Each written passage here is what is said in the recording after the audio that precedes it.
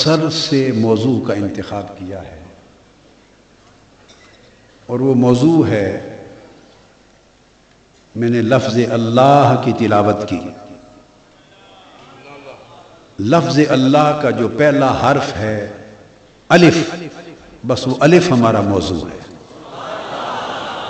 آج کی گفتگو کا موضوع ہے صرف الف۔ بلے شاہ صاحب نے کہا تھا، علمو بس کریو یار، علمو بس کریو یار، ایک الف درکار۔ وہ الف میسر آ جائے، الف کی حقیقت، تو علم کارگر ہے، کارآمد ہے، اور علم کے سمندر پی لیے جائیں اور حقیقت الف نصیب نہ ہو تو علم بیکار ہے۔ یہ پیغام ہے جسے لے کے اطراف و اکناف عالم نے، حضرت ضیاء الامت رحمۃ اللہ علیہ نے لوگوں کے سینوں اور دلوں کو پربہار کیا۔ ہم اس پیغام سے بہت دور مادی دور میں نفس، مال اور دنیا، ان کے لالچ میں، ان کے لالچوں میں مبتلا ہو کر ہم اس حقیقت سے بہت دور ہوتے جا رہے ہیں۔ ہماری روحیں گرد آلود ہو گئی، دلوں کی بستیاں اجڑ گئی ہیں، تعلق ٹوٹ گئے، ہم اندھیرے میں ہیں، اندھیرے کو روشنی تصور کرنے لگے ہیں، اور روشنیوں اور اجالوں سے یکسر محروم ہو گئے، اور اس محرومی کا احساس بھی نہیں۔ اس لیے اس موقع پر میں نے چاہا کہ الف کے اس پیغام کو پھر دہرایا جائے۔ اس پر گفتگو کے بہت سے گوشے ہیں اور ہو سکتے ہیں، مگر صاف ظاہر ہے ایک نشست ہے، میں ان میں سے بھی ایک گوشہ آج بیان کروں گا۔ جب آپ الف سے، الف اور آ با تا سے لے کے یا تک پورے حروف پڑھتے ہیں تو آپ دیکھتے ہیں کہ یہ تمام حروف، ان کی ابتدا الف سے ہوتی۔ الف کی شکل پہ میں اس کے چند پہلو بیان کروں گا، چند نقطے۔ الف کی شکل پہ اگر آپ غور کریں، اس کو ذہن میں رکھ لیں، بہت سے الفاظ کو بنانے میں الف کا کردار ہے۔ اب ہم اس کو بولتے ہیں، آپ پہلے کہیے گا با، کہیں۔ کچھ حروف ہیں اور ان کے کچھ مخارج ہوتے ہیں، اور جو جگہیں مخارج سے حروف اور ان کی آوازوں کو نکالتی ہیں وہ لب ہیں، یا زبان ہے، یا حلق ہے۔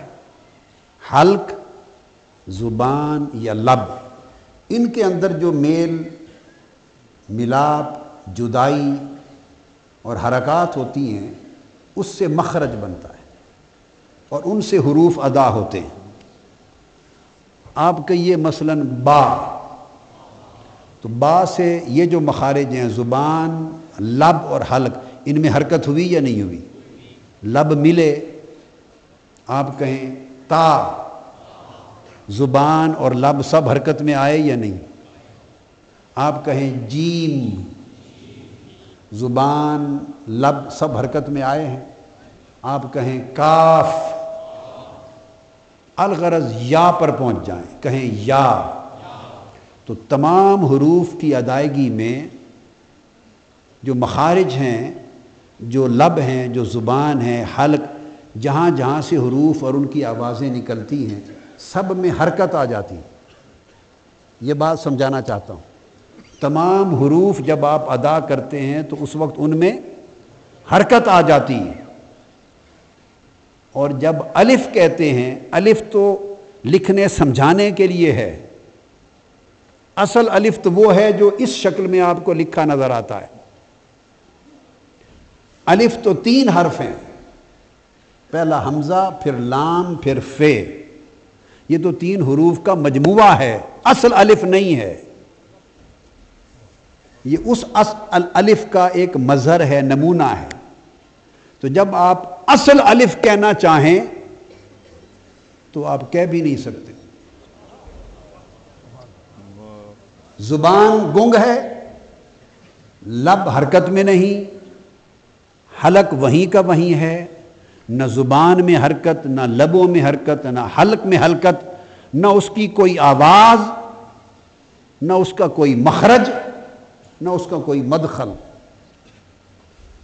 تو وہ جو ایک سنگل حرف ہے جس کو الف کہتے ہیں، جس کو الف کہتے ہیں، جب اسے ادا کرنا چاہتے ہیں تو کسی زبان میں، لب میں، حلق میں، مخارج کے اعضاء میں سے کسی شے میں حرکت نہیں ہوتی، اور ہر شے سکون کی حالت میں جوں کی توں کھڑی رہتی ہے۔ سکون کی حالت میں جوں کی توں کھڑی رہتی ہے۔ الف، الف لام حمزہ لام فے کی بات نہیں کر رہا، یہ الف لام فے 3 حرفوں پر مشتمل لفظ جس حرف کو ظاہر کرتا ہے اس الف کی بات کر رہا ہوں، جس کی شکل یہ ہے۔ اسم کی بات نہیں کر رہا، اس کے مسمى کی بات کر رہا ہوں۔ جس کو یہ 3 حرف مل کے ادا کرتے ہیں، اس مسمى کو ادا کرنا چاہیں تو روئے زمین کا کوئی فرد اول دن سے آج تک اس کو ادا نہیں کر سکا، اس کا کوئی مخرج نہیں بنا، اس کی کوئی آواز نہیں بنی، اس کے لیے کوئی حرکت نہیں ہے، فقط تمام اعضاء اور مخارج کی جگہیں حالت سکون میں رہتی ہیں۔ تو گویا الف ادا نہیں ہو پاتا، وہ الف کیوں کہ تمام آوازیں اور ادائیگی بنتی ہے حرکت سے، ادائیگی بنتی ہے حرکت سے، اور الف میں حرکت نہیں، فقط سکون ہے۔ وہ حرکت دیتا ہے، خود متحرک نہیں ہوتا۔ وہ ساری کائنات میں ہر شے کو ادائیگی دیتا ہے، حرکت دیتا ہے، تحرک دیتا ہے، مگر خود سراپا سکون ہے۔ چونکہ وہ منبع سکون ہے اور سراپا سکون ہے، وہ حرکت دیتا ہے، خود حرکت میں نہیں آتا، اس لیے اس کی ادائیگی کوئی نہیں کر سکا۔ اب الف کا جو یہ کردار ہے کہ وہ خود سراپا سکون ہے اور اس میں کوئی حرکت نہیں، یہ کردار پیغام دیتا ہے کہ جس طرح الف منبع سکون ہے، جو لوگ الف سے جڑ جاتے ہیں اور حقیقت الف کو پا لیتے ہیں وہ سکون پا لیتے ہیں۔ الا بذکر اللہ تطمئن القلوب، الف کی حقیقت وہ ذات ہے جن کا تعلق وابستگی اس سے قائم ہو جاتی ہے، تو جو سکون الف کو میسر ہے اور جو سکون الف سے ایمرج کر رہا ہے، سکون کا چشمہ جو الف سے پھوٹ رہا ہے، جو اس حقیقت الف کو پا لیتے ہیں وہ سراپا سکون میں چلے جاتے ہیں، ان میں حرکت نہیں رہتی۔ ارادہ کرنا حرکت ہے، جو اس الف کی حقیقت سے جڑ جاتے ہیں وہ اپنا ارادہ چھوڑ دیتے ہیں۔ چاہنا، خواہش کرنا ایک حرکت ہے، جو الف کی حقیقت سے جڑ جاتے ہیں وہ اپنی خواہشیں چھوڑ دیتے ہیں۔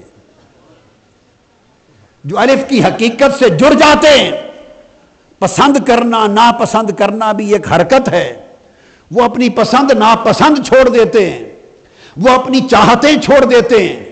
جو حقیقت الف کے ساتھ وابستہ ہو جاتے ہیں وہ اپنی خواہشیں چھوڑ دیتے ہیں، شہوات چھوڑ دیتے ہیں، تمنائیں چھوڑ دیتے ہیں، آرزویں چھوڑ دیتے ہیں، اپنے ارادے چھوڑ دیتے ہیں، حتیٰ کہ اپنی حرکتیں چھوڑ دیتے ہیں۔